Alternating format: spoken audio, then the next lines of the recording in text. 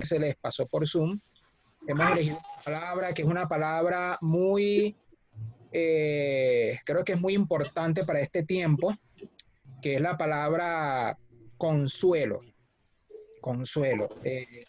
Si nosotros pudiéramos ver cuáles son las emociones más fuertes que la humanidad está viviendo hoy, ustedes saben, de alguna manera nosotros lo hemos vivido también y otras personas también muy cerca de nosotros lo han sentido. Hoy el mundo está viviendo un momento de angustia, un momento de preocupación, un tiempo de ansiedad, de miedo, de zozobra. Y como cristianos estamos llamados a hacer la diferencia. A hacer la diferencia no solamente por lo que decimos que somos, sino porque ha llegado un momento donde debemos demostrar por la experiencia que nosotros no somos simplemente palabras, que no somos simplemente palabras. Por ejemplo, Gandhi y otras personas más han dicho en diferentes momentos de la historia reciente, han dicho, si los cristianos fueran como Cristo, yo sería cristiano. Y otras personas de otras confesiones religiosas que no pertenecen al cristianismo han dicho, los cristianos son como las piedras de los ríos, porque son húmedos por fuera, pero cuando tú partes las piedras son secos por dentro. Entonces, el tiempo en el que nos ha tocado vivir en esta coyuntura, en este momento, ha sido un tiempo o es un tiempo donde nos corresponde demostrar nuestro cristianismo no solamente de palabras, sino de hechos, pero esos hechos parten de la personalidad, de lo que nosotros mismos nos hemos construido como personas. Por allá en la primera carta a los Corintios, capítulo 4, el apóstol Pablo dice que la prueba es la que demuestra de qué material estamos hechos. Pues bien, estamos llegando a un momento de la historia donde pues se necesita saber de qué material estamos hechos. Y para eso, la palabra consuelo, para nosotros poder consolar, tenemos que tener en nuestro ser el material con el cual podamos consolar. Y eso no se puede lograr solamente con decirlo, no se puede lograr con yo ser parte de la feligresía de la iglesia, eso se logra es con una vivencia. Y el texto base, aunque nosotros tenemos una lectura bíblica, que ya se leyó, pero esa lectura bíblica la vamos a reservar para el final de estos minutos que vamos a estar juntos, porque el texto base que nosotros vamos a usar en esta ocasión, el libro base es el libro del profeta Nahum. Yo les quiero invitar, por favor, a que vayamos ahí donde estamos, ahí en la casa, en la habitación donde estemos ahorita, que veamos al profeta Nahum. El profeta Nahum, el capítulo 1, por favor. ¿Por qué este tema tiene este nombre de consuelo para estos tiempos? ¿Por qué? Porque la palabra Nahum significa el que consuela. Eso significa la palabra Nahum, el que consuela. Así que de esta misma manera, como estamos empezando este tema, lo vamos a terminar. Entonces, les recuerdo, ¿qué significa la palabra Nahum? La palabra Nahum significa el que consuela, el que consuela. ¿Por qué este libro lleva este nombre? ¿Por qué esta persona tiene este nombre? Porque nada de lo que Dios hace lo hace por casualidad. Nada de lo que Dios hace lo hace por casualidad. Entonces, ¿por qué? Porque si nosotros vemos el versículo 1 del libro de Nahum, apenas el versículo 1, nos vamos a dar cuenta que este libro es una profecía, pero dirigida a un lugar específico. Y ese lugar específico es la ciudad de Nínive. Nínive, que es la capital del imperio asirio. Estamos en Nahum, capítulo 1, versículo 1. Entonces, ustedes saben que, por eso yo llamo a este libro de Nahum, lo llamo el libro hermano del profeta Jonás.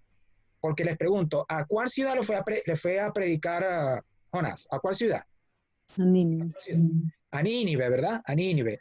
Ya nosotros sabemos los resultados. ¿Qué fue lo que pasó? Que el profeta Jonás fue a predicar allí a Nínive y el pueblo se arrepintió, la gente se arrepintió, el rey y todo, convocaron ayuno. Bueno, ya sabemos la historia de lo que pasó con Jonás. Pero cuando nosotros leemos el libro Profetas y Reyes de Ellen G. White, lastimosamente vamos a ver allí que con el correr de los años los ninivitas volvieron de nuevo sobre sus pasos y volvieron nuevamente con sus malos caminos. Y ya llegó a un punto insostenible, porque recuerden ustedes que hace unas semanas atrás estuvimos viendo en la lección de escuela sabática cómo los asirios colocaron ese sitio tan terrible a Jerusalén, que fue aquel momento de angustia cuando el rey Ezequías clamó a Dios y entonces Dios le envió al profeta Isaías. ¿Ustedes recuerdan eso, verdad?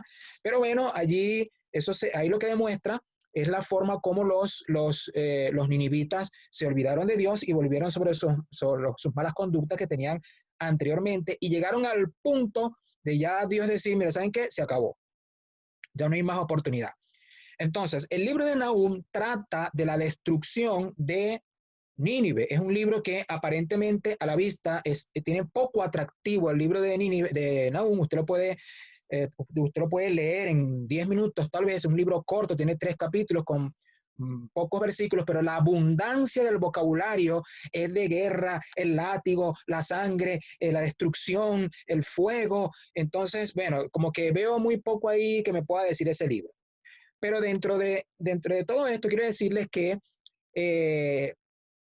uno de los detalles importantes, antecedentes históricos que puede tener este libro, es que estaban haciendo un nuevo poder en ese momento en el firmamento político internacional, que eran los babilonios. Los historiadores, que es la misma Babilonia que nosotros conocemos de Daniel, pues de la profecía de Daniel. Pero los historiadores llaman a esto el imperio neobabilónico. O sea, porque no era apenas que Babilonia estaba apareciendo en esos tiempos, no. Ya por los tiempos de Abraham, un poquito más adelante de Abraham, por los tiempos de Isaac y de Jacob, ya Babilonia ha tenido un renombre internacional. Yo creo que algunos de ustedes recordarán aquel famoso legislador que se llamaba Hammurabi. Hammurabi tenía inclusive encontraron algunas estelas. Estelas son como en el lenguaje arqueológico, estelas son como unas piedras grandes, porque ustedes saben que los antiguos escribían mucho en piedra, y entonces se han encontrado varias estelas, una de ellas la estela de Hammurabi, donde aparecían varias leyes babilónicas, y algunas de esas leyes babilónicas son parecidas a las que Dios le dio a Moisés, digamos, complementarias a los 10 mandamientos. Ustedes saben que cuando ustedes estudian el libro de Éxodo, ven otras leyes más ahí.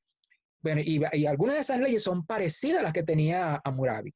Pero el imperio babilónico cayó en un bache, cayó digamos, en un tiempo donde no tenía mucho renombre, decayó y volvió a resurgir otra vez cuando aparece una figura importante en el escenario político internacional, que no era otro que Nabopolassar. Nabopolassar entonces tenía a su hijo, que es más conocido para nosotros, que era Nabucodonosor. Y entonces el padre, Nabopolassar, comenzó a conquistar, ¿verdad? Como que se le atravesó el apellido babilónico, y dijo, mira, ¿saben qué? Esto se acabó y nosotros vamos a ir por lo que es de nosotros. Y entonces comenzaron a volver a conquistar otra vez las tierras del Medio Oriente, y fue entonces cuando conquistaron a la ciudad de Nínive en el año 612 antes de Cristo. Reinaba en Israel para aquellos tiempos el rey Josías, y también estaba en escenario el profeta Jeremías. Cuando el pueblo de Israel, cuando el reino de Judá vio la manera tan sanguinaria, tan terrible, como los babilonios conquistaron a los ninivitas, ellos temieron por su vida, temieron por sí mismos, temieron. Entonces, como estaban tan asustados por todo lo que estaba ocurriendo, por la manera tan tremenda, tan rápida, tan espectacular, pero despiadada, porque los babilonios actúan rápido, ustedes ven que cuando conquistaron allí, a los hijos de Sedequías, de una delante del papá, le sacaron los ojos, de una vez, ahí, sin pensarlo. Bueno, sí lo pensaron bien, pero lo hicieron rápido. Y entonces, cuando los israelitas veían las tácticas, los modos de conquistar los babilonios, temieron, tuvieron mucho miedo. Y por eso entonces, queridos amigos, es que tenemos el capítulo 1, el versículo 7. Nahum 1.7 es el texto base que nosotros vamos a ver hoy. Yo le quiero decir que este texto es tan rico que si una iglesia decidiera hacer un retiro espiritual, nada más con este versículo le da material para un retiro espiritual completo con solamente este versículo que tenemos ahí. Por supuesto, no tenemos los 3 días para eso, tenemos solamente estos minutos que estamos aquí viéndonos juntos aquí. Entonces, ¿qué nos dice el libro de Nahum, capítulo 1, versículo 7? Dice, Jehová es bueno, punto y coma, fortaleza en el día de la angustia y conoce a los que en él confían. Entonces, este versículo, más que ningún otro, es el versículo de consuelo que tiene el libro de Nahum para los israelitas en ese tiempo, porque los israelitas comenzaron a temblar, comenzaron a decir, bueno, si Nabucodonosor capturó a la ciudad de Nínive, que era el baluarte más grande que tenía el imperio asirio, pues con mucha más rapidez, con mucha más presteza, mucho más rápido, mucho más fácil, todos nosotros vamos a caer. Y con justa razón, porque ahí lo que el razonamiento que estaban aplicando los israelitas era, bueno, cuando veas las barbas de tu vecino arder, ¿qué más? ¿Cómo dice la siguiente parte del refrán? ¿Qué dice? Pon las tuyas en remojo, ¿verdad? No nos vayamos a confundir con refrán, ¿verdad? Cuando veas las barbas de tu vecino arden y que lo fajen chiquito. No, eso no. Pon las tuyas en remojo, lo cual en efecto se concretó, porque Nabucodonosor conquistó a la ciudad de Jerusalén 6 años después, en el 606. Entonces pregunto, ¿tenían los israelitas razón para preocuparse? Sí tenían razón para preocuparse, porque apenas 6 años después de la conquista de Nínive, el mismo Nabucodonosor en persona conquista Jerusalén, que es lo que aparece en el capítulo 1 de Daniel. Pero, ¿qué dice el versículo? Jehová es bueno, fortalece en el día de la angustia y conoce a los que en él confían. Luego, en algún momento de estos minutos vamos a mencionar un poquito lo que pasó en el momento de Daniel. Pero vamos a traernos a este versículo para acá hoy. Vamos a traerlo para acá hoy. ¿Qué quiere decir esta cita? ¿Verdad? Pasando todos los siglos antes de Cristo, pasando por la época de Jesús, pasando por los apóstoles, el cristianismo, la Edad Media, siglo XVIII, XIX, XX, XXI, llegamos aquí hoy. ¿Qué significado tiene esto para nosotros hoy? En primer lugar, Jehová es bueno. Jehová es bueno. Ustedes saben que el sonido que más se acerca a lo que podría ser el nombre de Dios revelado a la humanidad no es Jehová. No es Jehová. Yo lamento que algunas versiones de la Biblia hayan vertido la palabra Jehová porque simplemente es un intento de latinizar el nombre de Jehová, pero la palabra que más se acerca es Yahvé. Ustedes saben, Yahvé, ese sonido Yahvé, que es lo que los lingüistas llaman el tetragramatón, que son cuatro caracteres hebreos, a lo cual luego los masoretas le colocaron unos puntos para simbolizar allí las vocales y para poder tratar de representar un poco el sonido Yahvé. Esa palabra Yahvé no es cualquier sonido. Con razón los israelitas, cada vez que se tropezaban con esa palabra en el texto bíblico, no decían eso, decían Adonai o evitaban pronunciarla, porque este nombre tiene por lo menos dos características muy especiales que son las que nos van a ayudar en este momento. Cuando nosotros vamos, por ejemplo, al libro de Éxodo, yo les invito, por favor, no pierdan el libro de Nahum, meta su manita allí, porque de manera recurrente vamos a ir regresando al libro de Nahum. Cuando nosotros vamos al libro de Éxodo, capítulo 3, el versículo 6 y el versículo 14, estando Moisés allí frente a la zarza ardiente, Dios le habla, Moisés no sabía en primera instancia quién era, Dios le habla y entonces Dios le dice, yo soy el Dios de tus padres. Yo soy el Dios de tus padres, el Dios de Abraham, de Isaac, de Jacob. Y más abajo, entonces, en el versículo 13, Moisés le pregunta, pero ¿qué voy a decir? Cuando me pregunten, tú vas a decir, yo soy el que soy. Eso es lo que vas a decir. Yo soy el que soy. Ahí Dios estaba pronunciando la palabra Yahvé. Yo soy el que soy. Esa palabra realmente quiere decir el que era y sigue siendo, el que es y será, el que continúa existiendo. la fuente de vida originaria, la causa primera de todo lo que se puede conocer como vida en el mundo y en el universo, tanto en el macrocosmos como en el microcosmos. Todo lo que existe tiene un punto de partida inicial, vida derivada de mí, que soy yo, el único que tiene vida en sí mismo. Eso significa la palabra Yahvé, eso. Pero a mí me llama mucho la atención también que esa palabra, Yahvé, es la palabra que Dios utiliza para presentar su pacto. Cuando él habla, perdón, cuando él habla con Abraham y se le revela en el pacto que hace con Abraham, él hace un pacto con Abraham, ustedes saben, te bendeciré y serás bendición a donde vayas, y toda esta bendición que alcanza el mundo entero hasta el día de hoy. Ahí Dios se revela como el Dios del pacto. Ustedes saben que Dios tiene muchos nombres en la Biblia. Tiene muchos nombres en la Biblia. Por ejemplo, cuando usted ve la palabra El Shaddai, ¿ve? Cuando ve la palabra el Altísimo, el Omnipotente, si usted va a Génesis 1:1, ahí si usted pudiera leer hebreo, la primera palabra que aparece en el texto bíblico que escribió Moisés allí, dice, en el principio creó Dios los cielos y la tierra, es Bereshit bara Elohim. Bereshit bara Elohim. En el principio creó Elohim. ¿Por qué? Porque la palabra Elohim tiene que ver ahora con el aspecto creador de Dios, con el aspecto creador. Es decir, que dependiendo de la cualidad que Dios quiere resaltar, Él coloca un nombre. El Espíritu Santo inspira ese nombre en el escritor y ese escritor escribe el nombre. Es más, la palabra Elohim es un argumento valiosísimo en favor de que Dios no es una sola persona, sino varias. Porque la terminación im en hebreo es una terminación masculina plural. Por ejemplo, cuando ustedes ven la palabra, vamos a suponer Mahanaim, cuando Jacob iba a encontrarse con Esaú, él tuvo que dividir la gente con la que él iba, tuvo que dividirla en dos partes, entonces dos campamentos, y él se quedó ahí, entonces por eso entre dos campamentos, la palabra Mahanaim, porque es un plural masculino hebreo.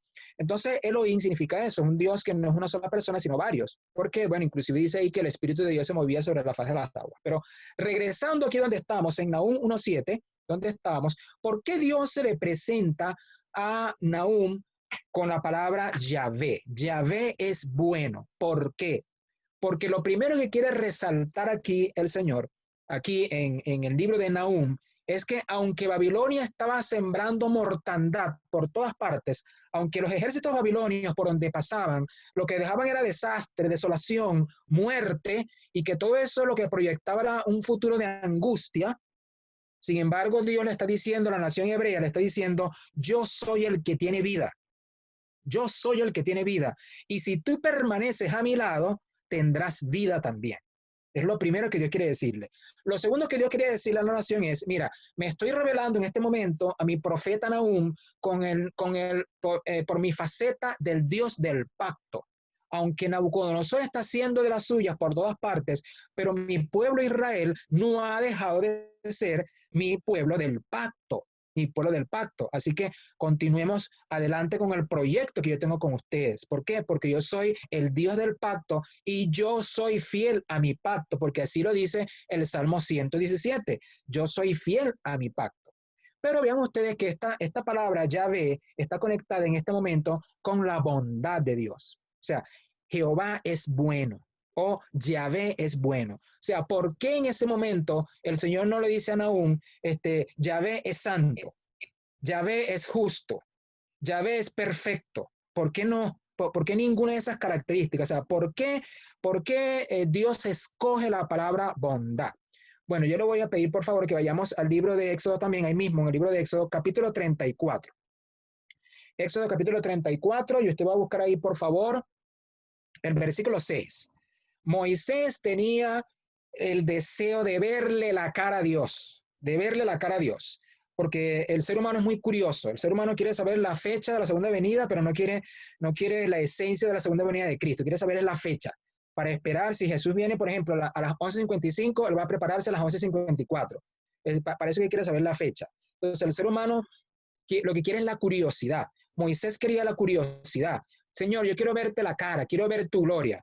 A lo que Dios le dice, mira, sabes que no se puede. No puedes ver mi gloria, verla no, pero yo voy a proclamar mi gloria. Y entonces cuando hunde la cara de Moisés ahí en la peña y pasa a Dios, que Moisés le ve las espaldas. Entonces, cuando Dios proclama su gloria, ahí en el Éxodo 34:6, entonces dice, Jehová, Jehová, tardo para la ira, ¿y qué más? Y grande en misericordia. ¿Por qué? ¿Por qué Dios escoge esto, amigos? ¿Por qué? Porque la bondad de Dios es la característica más importante que Dios quiere que nosotros recordemos de Él. Es decir, Dios, Él mismo, por supuesto, Él es Dios, Él sabe que Él es justo, que Él es poderoso, que es santo, que es todo eso. Pero la característica de Dios que puede redimir al ser humano es la bondad de Dios. ¿Por qué? ¿Cómo se siente usted, hermano y amigo? ¿Cómo se siente usted cuando usted por alguna razón, usted le da una mala respuesta a alguien, usted le sale con una de las suyas, con una patada, y esa persona no le contesta? Esa persona le dice una buena respuesta. Esa persona no dice nada o le devuelve bien por mal. ¿Cómo se siente usted o cómo me siento yo? Entonces, por eso es que aparece un versículo que está en el Nuevo Testamento, que es el libro de los Romanos, capítulo 2, versículo 15, creo que es el 15 o el 5, donde dice que el Espíritu de Dios es el que nos guía, o la bondad de Dios es la que nos guía al arrepentimiento.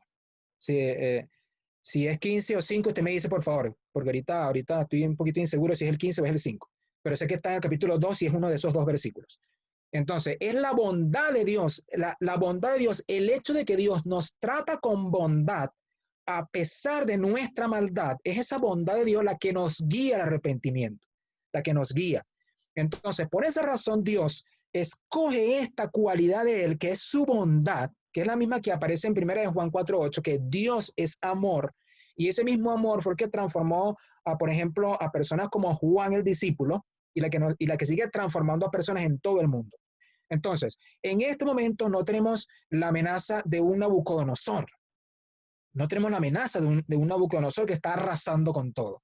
Pero ¿saben qué? Les tengo una noticia. Pero sí tenemos la amenaza de una Babilonia que está ganando terreno todos los días. Y que este virus, que lo voy a decir, esto es una mezcla de verdades y mentiras que hay, porque el virus existe. Es decir, no podemos decir que no existe. Sí existe. Pero en toda esta trama, en toda esta historia de terror, aquí hay una mezcla de verdades y mentiras, simplemente no, con el objetivo primordial de tener al ser humano pegado dentro de las puertas de su casa con miedo para que pueda ser más fácilmente manejable, ¿sí? Y que ustedes saben que el mundo, a partir de esta coyuntura que estamos viviendo en este año 2020, ya este mundo no va a ser más el mismo mundo, porque están cambiando los negocios, está cambiando la política, está cambiando la política, el comercio exterior, está cambiando la forma de las comunicaciones, o sea, todo está cambiando y el cristiano ahora tiene que portarse como se portó Daniel. Recuerden que yo les dije que iba a hablar un poquito de Daniel. ¿Qué pasó con Nabucodonosor cuando invade allí a Jerusalén en el año 606? Bueno, pregunto, ¿Nabucodonosor mató a todo el mundo ahí? ¿Todos los israelitas quedaron eliminados sobre la faz de la tierra? ¿Completamente todos? Pues no, porque Nabucodonosor, por lo menos según los datos que han recogido los historiadores y los arqueólogos y otros especialistas más, por lo menos se piensa que 10,000 personas fueron llevadas cautivas a Jerusalén en esa primera invasión, porque fueron tres. La primera fue en el año 606, la segunda en el año 597 y la tercera, que es la definitiva, cuando destruyen el muro y es el desastre, es el 16 de marzo del año 586. Y en cada una de esas hubo un grupo de cautivos que Nabucodonosor se llevó a Babilonia.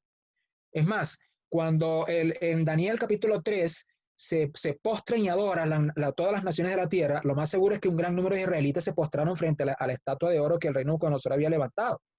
Pero lo que quiero rescatar de este momento es cómo se comportaron Daniel y sus amigos cuando fueron transportados a Babilonia. Les cambiaron el nombre, intentaron cambiarle la comida y les cambiaron la educación. Yo les pregunto, queridos hermanos y amigos que nos están sintonizando en este momento, por esa razón Daniel y sus amigos dejaron de ser lo que eran, dejaron de ser lo que eran ellos. Ahí no estaba la mamá, porque eran unos muchachos de 17 años. Ahí no estaba la mamá, no estaba el papá, no estaba el pastor, no estaba el director de conquistadores, no estaba el director de, perdón, de aventureros, no estaba el director de jóvenes. Ahí no había nadie, estaban ellos solos nada más. Eso lo que demuestra es que se hizo un trabajo en la casa, que se hizo un trabajo en la casa. Mire, ahorita voy a tomar estos segundos nada más para esta reflexión juvenil. Si en este momento tu mamá o tu papá, y eso me lo aplico yo mismo también, yo mismo me lo estoy diciendo, porque ustedes saben que cuando uno está hablando, de repente vienen pensamientos que no los había pensado. Es decir, que probablemente lo que estoy diciendo es para mí también. Si tú desapareces de la faz de la tierra en este momento, mamá o papá, ¿tienes tú la seguridad de que tu hijo va a hacer las cosas bien? Porque si las hacen bien, porque nosotros estamos ahí encima, porque estamos ahí. Pero cuando damos la espalda, ¿ve? Claro, cuando ellos ya lleguen a una edad de unos 18 años, bueno, ya si ellos quisieron hacer algo, bueno, ya pues ya son adultos y ya tomaron su decisión.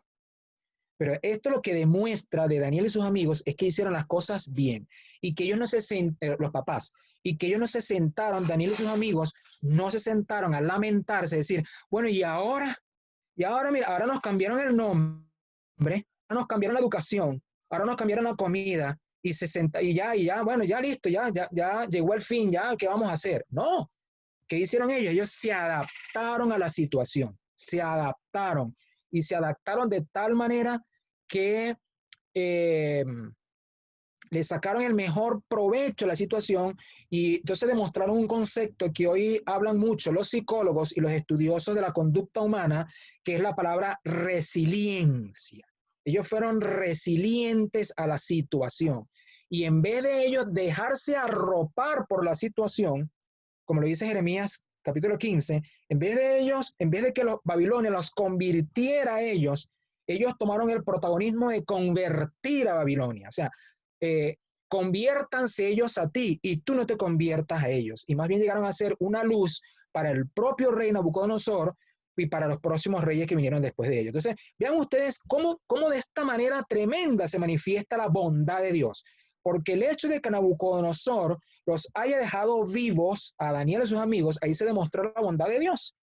Porque eso quiere decir que Daniel y sus amigos creyeron en el Dios de Israel, y que Dios fue fiel al pacto con ellos y les preservó la vida para que fueran luces a donde fueron. Entonces, hoy día, ¿qué pretende esta Babilonia con esta primera escaramuza que está enviando al mundo con este virus? ¿Qué está pretendiendo Babilonia? Babilonia está pretendiendo que nosotros hoy día estemos asustados, que nuestros negocios quiebren, que nosotros estemos en ignorancia, que nos dejemos arropar por la nueva realidad, y que, bueno, que nosotros finalmente abandonemos la fe. Eso es lo que esta Babilonia quiere. Pero no, amigos, al igual que Daniel y sus amigos, ha llegado el momento de tomar el protagonismo del mundo. Y esto es un mecanismo sumamente poderoso. Esto Zoom, Meet, Webex, como lo llamemos, esto es un mecanismo poderoso para llenar la tierra con el evangelio de Jesucristo. Por eso es que entonces, amigos, el hecho de que hayamos llegado hasta estas instancias y que Dios esté permitiendo un mecanismo tan maravilloso como este. Fíjense ustedes, me decía Gaudí hace 2 semanas cuando nos contactamos que, mira, la peñatera está regada por todas partes.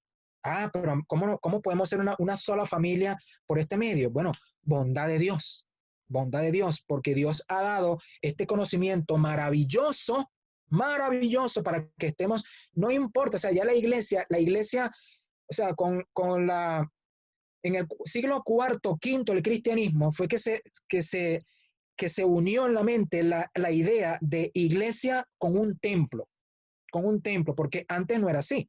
En los primeros siglos no era así. Cuando usted ve, por ejemplo, las cartas de Pablo, allí en alguna carta de Pablo dice, mira, salúdame a fulano de tal, y la iglesia que está en su casa. Y los cristianos se reunían en las catacumbas y así. Pero en este momento Dios nos está diciendo de que la iglesia no es el templo, porque si nosotros caemos en ese error, llegamos a lo mismo de los israelitas. Templo de Jehová es este. Entonces derribaron el templo y se quedaron sin religión, sin nada. No, no puede ser así. Es decir, esta es la iglesia en este momento. Y quizás que otros cambios vamos a tener que asumir en el futuro, pero lo importante es que mantengamos la fe. Y todo esto se logra es por bondad de Dios, por bondad de Dios. Por eso Yahvé es bueno. Si quieres que tu carácter se transforme, si quieres crecer espiritualmente, lo que tienes que hacer es ver la bondad de Dios. Que Dios, no voy a decir adivina porque Dios no es adivino, pero que Dios sabe cuáles son las peticiones de tu corazón sin ni siquiera haberla formulado.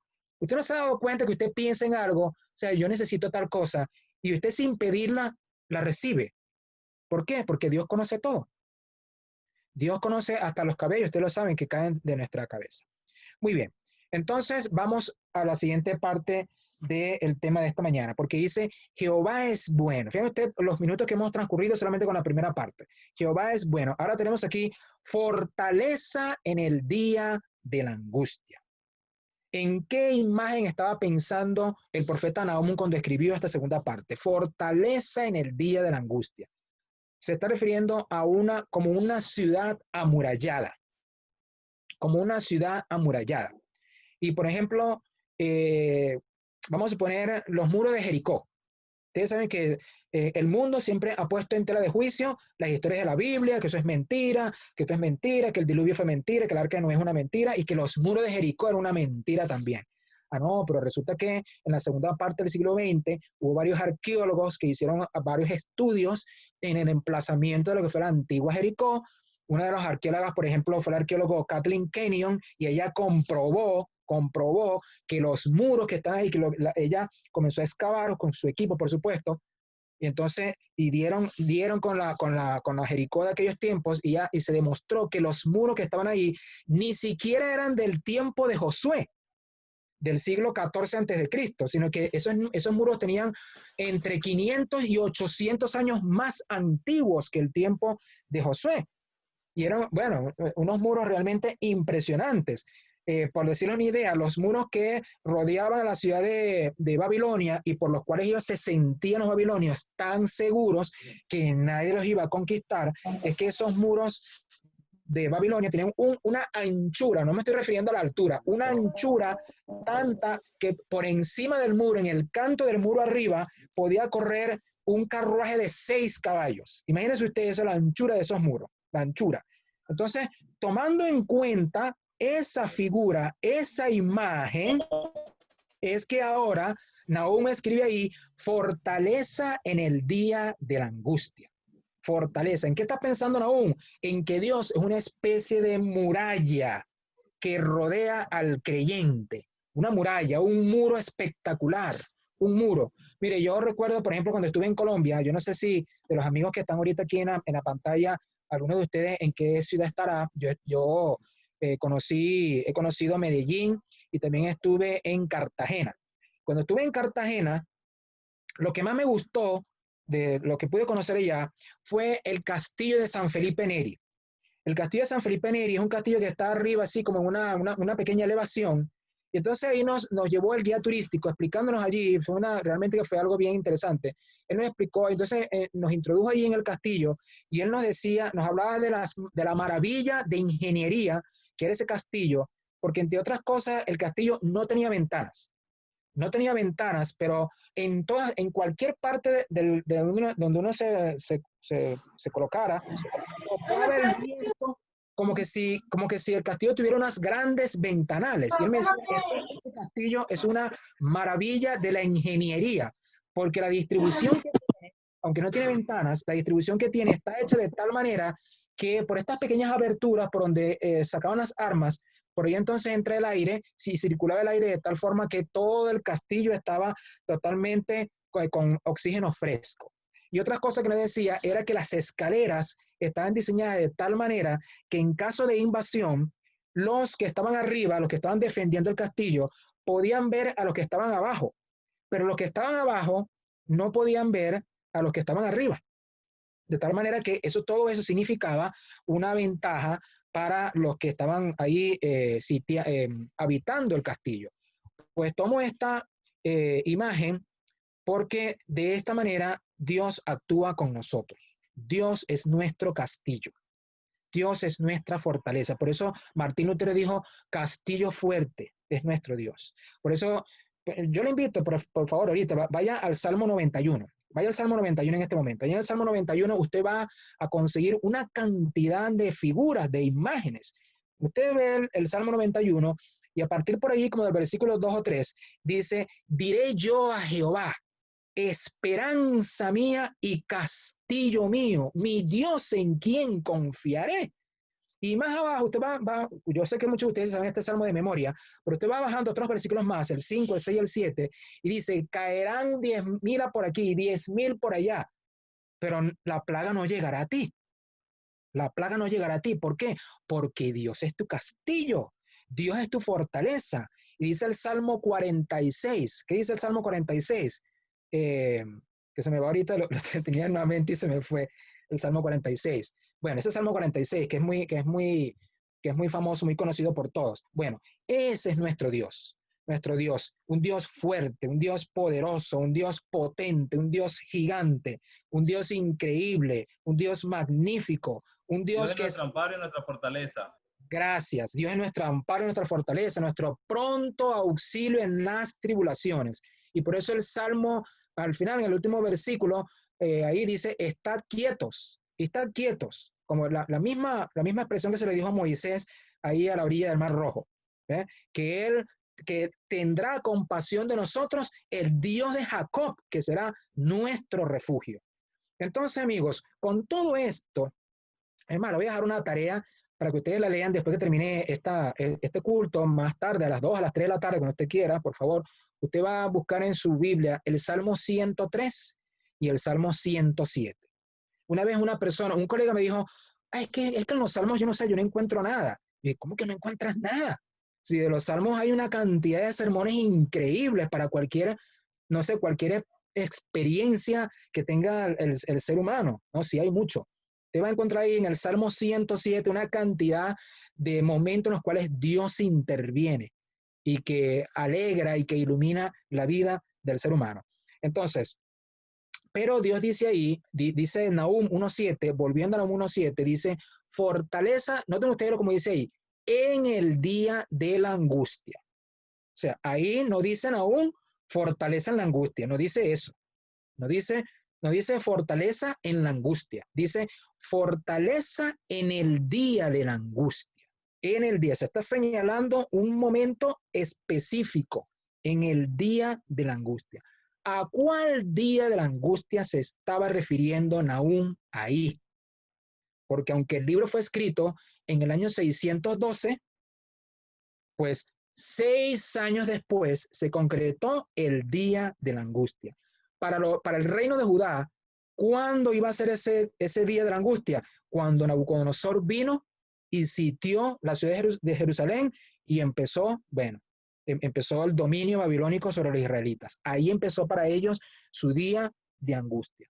Para nosotros, los adventistas del séptimo día, nosotros sabemos que este mundo va a seguir su curso hasta que llegue, no digamos el día, pero es lo mismo, igualito, el tiempo de angustia. Pregunto, queridos hermanos y amigos, ¿sabían ustedes que el tiempo de angustia para nosotros que tenemos este conocimiento, que gracias a Dios, Él por su gran bondad nos los ha revelado, ¿sabían ustedes que el tiempo de angustia se divide en el pequeño tiempo de angustia y en el gran tiempo de angustia? ¿Usted sabía eso? Y que lo que divide los dos tiempos, lo que lo divide es la línea delgada que se llama fin del tiempo de gracia, general para toda la humanidad. O sea, esa línea que divide el tiempo es la que va a separar el pequeño tiempo de angustia del gran tiempo de angustia. ¿Cuál es la diferencia entre los dos? La diferencia entre los dos es que en uno habrá mártires y en el otro no habrá mártires. ¿En cuál habrá mártires? Los mártires estarán en el pequeño tiempo de angustia que será posterior a cuando se proclame la ley dominical. O sea, usted por ejemplo, va a Daniel 11:45 y va a encontrar ahí que dice que el rey del norte, que es Babilonia, se sentirá amenazado y saldrá con gran ira para destruir y matar a muchos. Eso es Daniel 11:45. Pero también va a encontrar en Apocalipsis capítulo 17, va a encontrar eso, Apocalipsis capítulo 17, versículos 5 y 6, usted va a encontrar allí que la mujer Babilonia tiene en su mano una copa y está ebria de la sangre de los santos. Esa sangre que está ahí, que tiene esa Babilonia, que tienen ese cáliz, no es la sangre de los mártires de la Edad Media, no es, porque esta visión de Apocalipsis 17 es una visión del porvenir, del futuro. Lo que está diciendo ahí la Biblia es que en el porvenir va a haber mártires y que eso va a ocurrir en el pequeño tiempo de angustia. Entonces, Apocalipsis 17 es la presentación bíblica del pequeño tiempo de angustia. Cuando termine la gracia, cuando Cristo termine el juicio investigador en el cielo, cuando ya Jesucristo salga del juicio investigador, termina la gracia, y ahí entonces cuando comienza el gran tiempo de angustia, del cual habla Daniel en Daniel 12:1, que será tiempo de angustia cual nunca ha habido, y también es lo que aparece en Apocalipsis 16 con las plagas postreras. Se llaman postreras porque se acabó la intercesión, y ahora sí comienza el gran tiempo de angustia. Entonces, ¿cómo nos traemos el texto de Nahum? ¿Cómo nos lo traemos para hoy? ¿Cómo lo traemos para hoy? Amigos, lo traemos de esta manera. La forma como nosotros respondamos a esta crisis que estamos viviendo hoy va a determinar cómo vamos a responder en la crisis del futuro. ¿Por qué?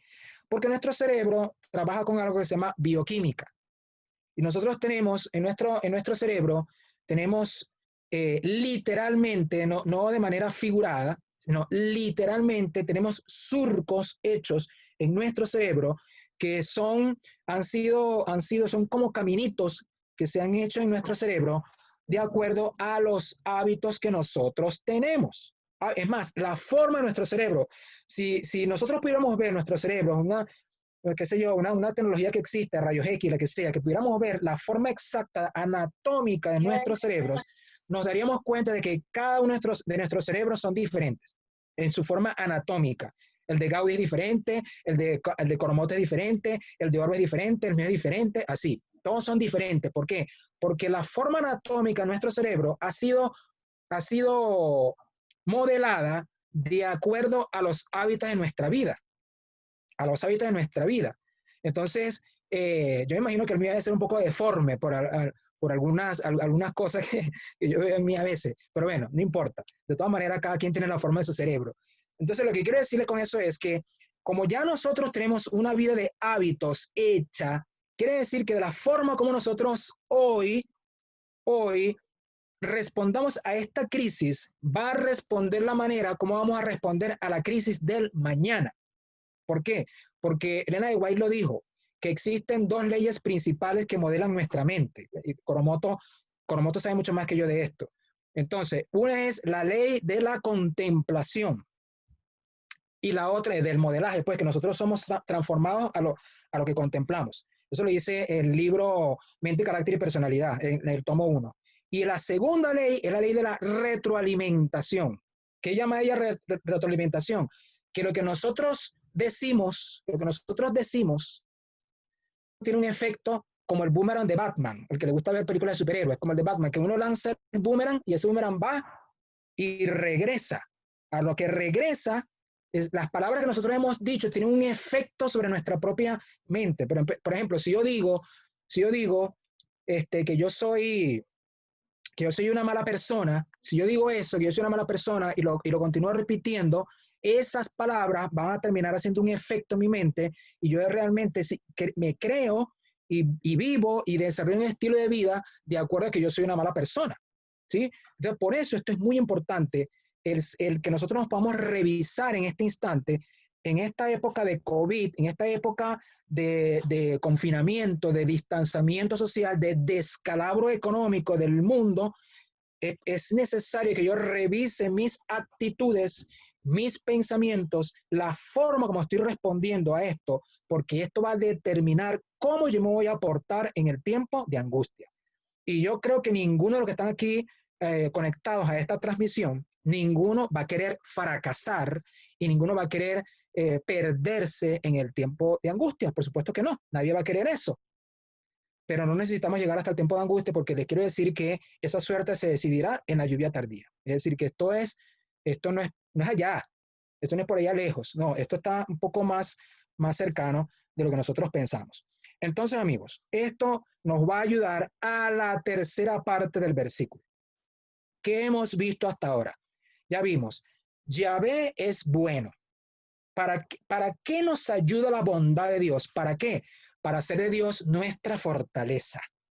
Para hacer de Dios nuestra fortaleza, que es la segunda parte del versículo.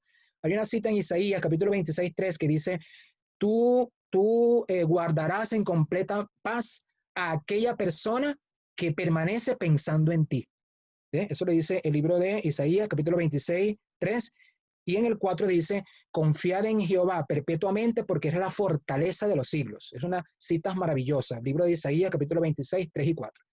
Entonces, todo esto que hemos dicho hasta ahora, ¿cómo nos ayuda para la parte final del versículo? Porque viene para mí lo más importante, que es la última parte de Nahum 1:7, porque dice, y conoce a los que en él confían. O sea, qué maravilloso esto. Mira lo que dice ahí. Ahí está diciendo, ahí la Biblia está hablando de una correspondencia, de un asunto que va en dos vías. ¿Ve? Y conoce a los que en él confían. Es decir, si yo confío en alguien, es porque yo tengo una buena relación con esa persona, porque de otra manera no confío. No confío. Pero aquí este versículo o esta sección del versículo no solo está refiriéndose a la confianza de la persona, sino que está hablando ahora de cómo es la relación de parte de Dios, porque dice y conoce a los que en él confían. Mira, esto es maravilloso, porque este versículo que está diciendo aquí es que Dios nos ama. Eso es lo que está diciendo, que Dios nos ama. Entonces, querido amigo, amiga, hermano, dama, caballero, visita, invitado, joven, que está conectado aquí. Mira, yo quiero decirte de lo profundo de mi corazón que Dios te ama. Dios te ama mucho, Dios te consiente, Dios te quiere, Dios te lleva en sus brazos, Dios está preocupado por cualquier cosa que esté pasando en tu vida. Dios se preocupa por tu aspecto económico, se preocupa por tu aspecto de salud, se preocupa si tienes una alergia en el cuerpo, Dios se preocupa si te duele un ojo, Dios te preocupa si de repente te falta una camisa. O sea, Dios se preocupa inclusive por aquellos aspectos que uno piensa que no está preocupado. Dios está preocupado por todo. Dios está, cada aspecto de todo, lo mínimo, Dios está pendiente de eso. Y por eso dice ahí que conoce a los que en él confían. Hay una cita en el libro Desea a todas las gentes, en el capítulo que tiene que ver con el buen pastor. Y dice ahí que Dios conoce la casa donde vive, conoce la cantidad de ocupantes que tiene. Dios conoce tu vida por completo. Dios te ama como ninguna persona te puede amar. Te ama, te consiente, te quiere desde lo profundo de su corazón para haber enviado a su Hijo Jesús aquí a la tierra. Pero quiero decirles algo. Una cita sorprendente que vamos a tener a continuación es una cita, cada vez que la leo, me sorprende. Y sé que a ustedes les va a sorprender también. Deje la mano ahí donde está en Nahum y vayamos al Nuevo Testamento, a la segunda carta de Timoteo, capítulo 2, versículo 19. Y la mayor parte de ustedes, lo que va a decir a continuación, cuando vea esta cita, una parte de ustedes va a decir, oye, pero yo nunca había visto esta cita. Es lo primero que muchos de ustedes van a decir. Y lo segundo que van a pensar es, oye, tantas veces que había visto esta cita y nunca la había visto de esta manera. Porque mira lo que dice este versículo maravilloso. Dice, pero el fundamento de Dios permanece teniendo este sello. 2 puntos. ¿Qué dice? Conoce el Señor a los que son suyos y apártese de maldad el que invoca el nombre de Cristo. ¿Cuál es la palabra clave que yo quiero fijarme aquí? Atención porque este versículo no muy comúnmente lo vamos a escuchar, porque por alguna razón este versículo no sé por qué no se predica. La palabra clave que yo encuentro aquí es la palabra sello. Sello. Pero el fundamento de Dios, o sea, el evangelio de Dios, el fundamento, su palabra, permanece teniendo este sello. Y ahora, después de los dos puntos, viene la explicación de qué es ese sello. Conoce el Señor a los, no cualquiera, a los que son suyos. O sea, ya está hablando, aquí me están preguntando que Timoteo, ¿qué? Segunda carta de Timoteo, capítulo 2, versículo 19. Entonces, ahí se está explicando qué es ese sello. Conoce el Señor a los que son suyos y apártese de maldad el que invoca el nombre de Cristo. Ahora, atención, por aquí no veo a lo mejor sí está, pero no lo veo, quizás está sin video a Ever. Bueno, Ever sabe lo que estamos aquí diciendo. Entonces, la palabra que utiliza Pablo aquí, Pablo, que fue el que escribió, es el término griego sfragizo, sfragizo.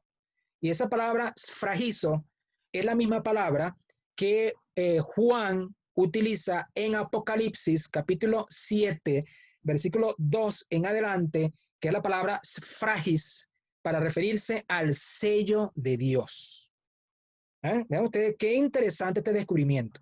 Es decir, la misma palabra que aparece en la segunda carta de Timoteo, capítulo 2, versículo 19, es la misma palabra que aparece en Apocalipsis 7, 2 en adelante, para referirse al sello de Dios.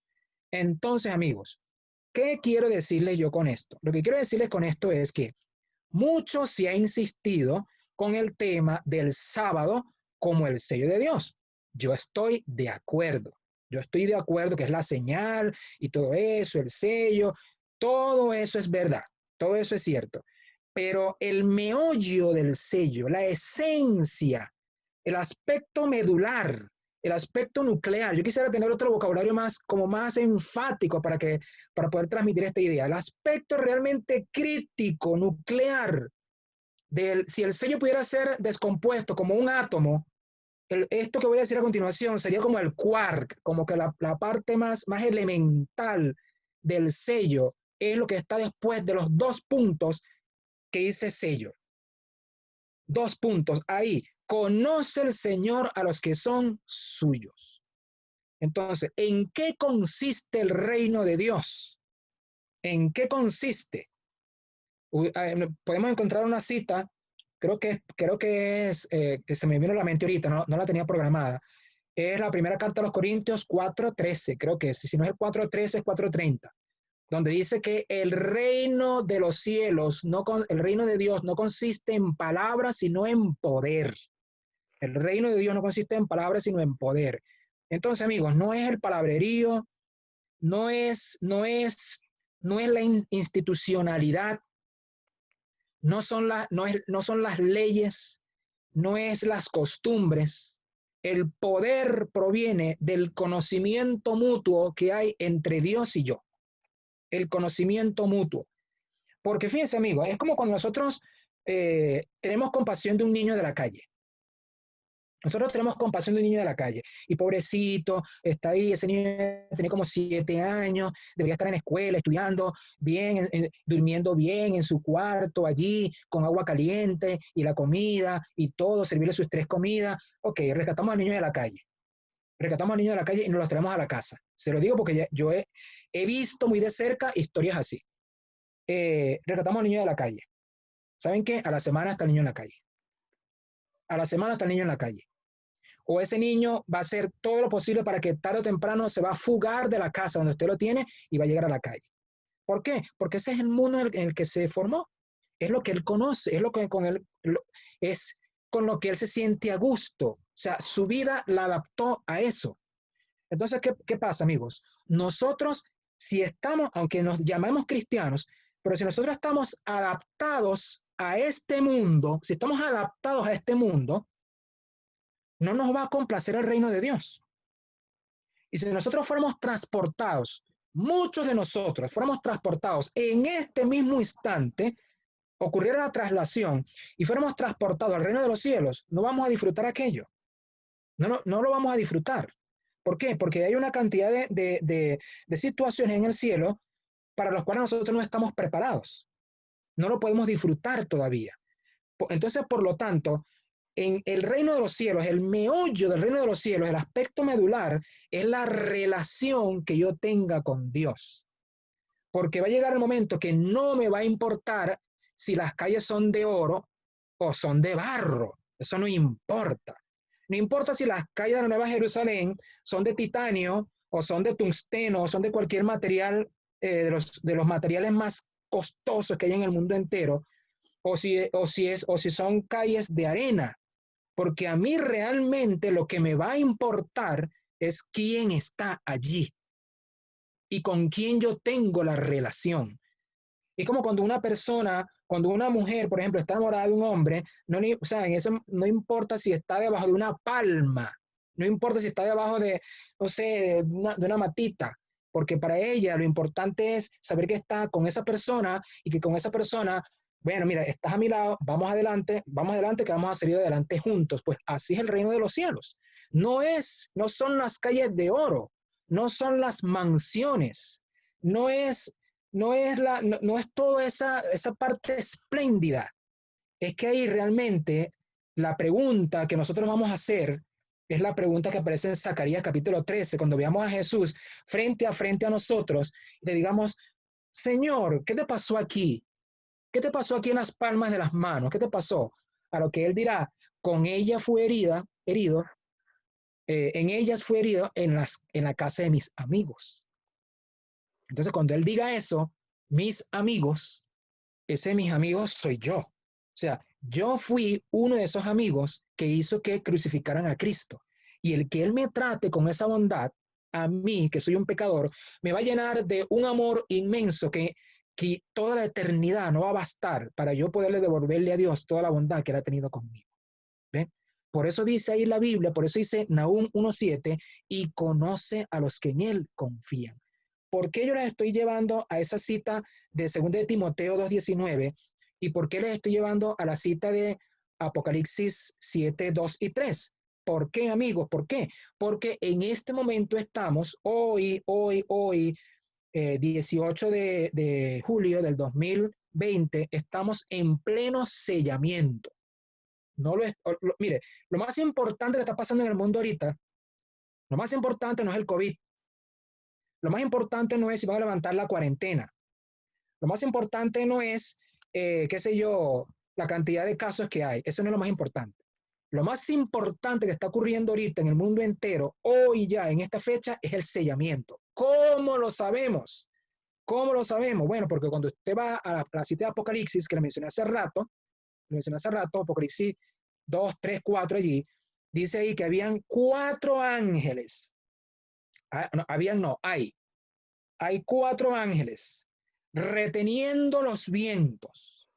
Y de repente sale el otro ángel, el que tiene el sello de Dios, y le dice, no suelten los vientos. ¿Hasta qué? ¿Hasta qué dice ahí? Hasta que pase la pandemia. No dice eso. Ahí no dice eso. Dice, hasta que sean sellados los siervos de nuestro Dios.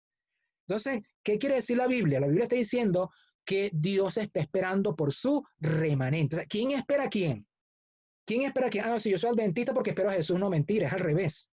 Es al revés. Es Dios quien está esperando por nosotros. Es Dios quien espera.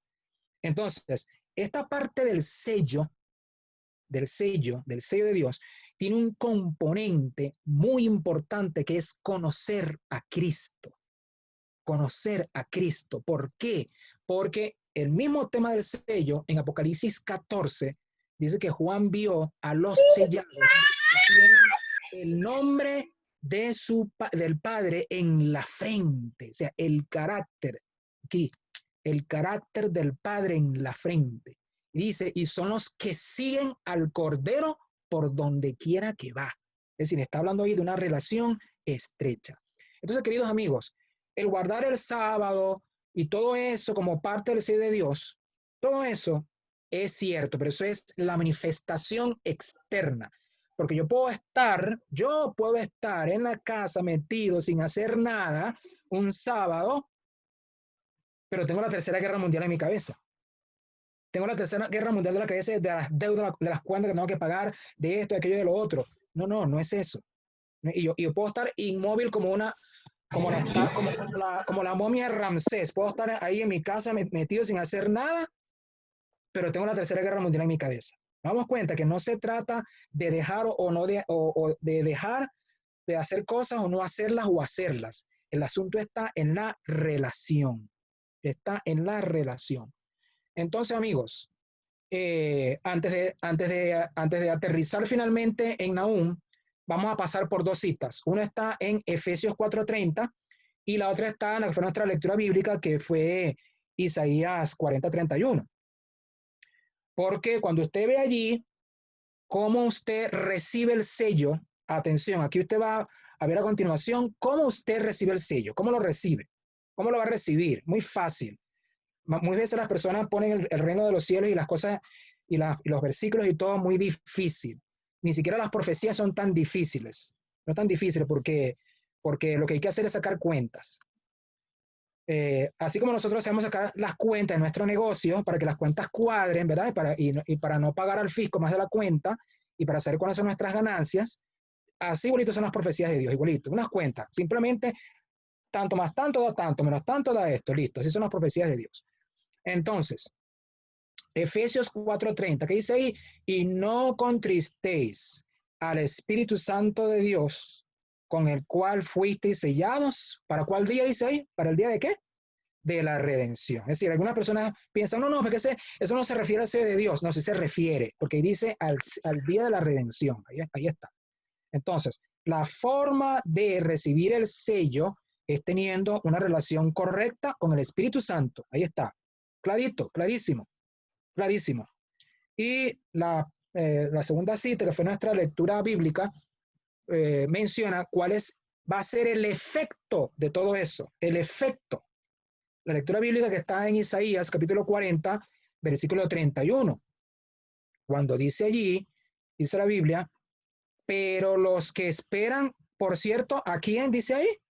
Los que esperan a Dios. Dice los que esperan al Omnipotente. No dice eso, los que esperan a Jehová. O sea, qué curiosidad, ¿no? No dice los que esperan a Shaddai, ni los que esperan a Elohim. No, nada de eso. Dice los que esperan a Yahvé. O sea, el Dios del pacto, el Dios que da vida, el Dios que da energía. Los que esperan a Yahvé, los que esperan a Jehová tendrán nuevas, ¿qué? Nuevas fuerzas. Levantarán alas como las águilas. Caminarán y no se cansarán. Correrán y no se fatigarán.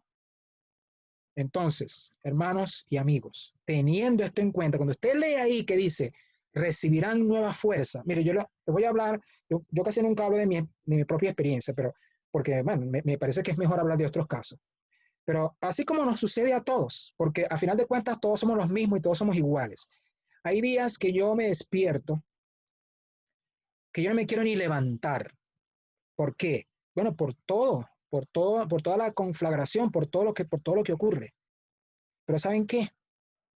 Repentinamente ocurre algo en mi cabeza, un proceso misterioso, algo que yo no lo puedo explicar, porque no hay palabras cómo explicarlo, que es lo que me hace levantar y me hace seguir y me hace caminar y me hace seguir adelante. ¿Por qué? Porque por fe andamos, no por vista, por fe andamos. Los que esperan a Yahvé, los que esperan en el Dios del pacto, en el Dios bueno que iniciamos al principio, los que esperan en el Dios que es vida en sí mismo, que es energía, que es fuerza vital, tendrán nuevas fuerzas. Caminarán y no se fatigarán, correrán y no se cansarán. Bueno, porque creo que lo mezclé, pero bueno, finalmente la idea está allí. Entonces, amigos, finalmente allí, regresando a Nahum, Jehová es bueno, fortaleza en el día de la angustia, y conoce a los que en él confían. Este Dios bondadoso, poderoso, gigante, que se preocupa de todo el universo. ¿Saben ustedes cuánto mide el universo? Los científicos de la NASA dicen que el universo observable, lo que se puede observar con los instrumentos que tiene desde aquí a la Tierra y lo que emite luz, mide 93.4 billones de años luz. Imagínense ustedes eso ni siquiera cabe en una calculadora. Pero ellos dicen que el universo no observable pudiera medir entre 100 y 250 veces el tamaño del universo observable. Es decir, eso ni cabe en ninguna parte, pero eso es lo que ellos dicen. Eso es una apreciación humana. O sea, si Dios tiene cuidado de todo ese inmenso espacio, también tendrá misericordia de ti, específicamente de ti que me estás escuchando ahorita, de ti, como si fueras el único ser que existe en el universo. El único ser que existe en el universo tiene tu nombre y tu apellido. Por eso Dios te dice a ti en este momento, yo soy tu Dios, yo soy bueno, fortaleza en el día de tu angustia y te conozco a ti, te conozco. Ven conmigo para que sigamos adelante, recibe mi consuelo porque yo soy el que te consuelo, te abrazo, te amo, te acompaño y quiero que vengas conmigo al reino de los cielos. Yo les pregunto, ¿habrá alguna persona aquí en este momento ahí levantando su mano ahí en su casa donde está y quiere decirle, yo quiero hacer de ese Dios bueno, de ese Dios poderoso, de ese Dios que me conoce, yo quiero que sea mi Dios? ¿Estará esa persona ahí en tu casa? Si estás de acuerdo con esto. Bueno, amigo querido, si esta es tu decisión, si este es tu deseo, yo te invito a que hagas de este versículo, que lo hagas un principio de vida para tu existencia. Desde que yo me encontré con este versículo, no sé cuánto, no sé hace cuánto tiempo, de 30 años, no sé. La primera vez que lo vi, nos picamos el ojo los dos, ese versículo y yo, y bueno, tenemos una compañía muy estrecha, ese versículo, Nahum 1:7. Que Dios te bendiga y espero que puedas tener un extraordinario sábado.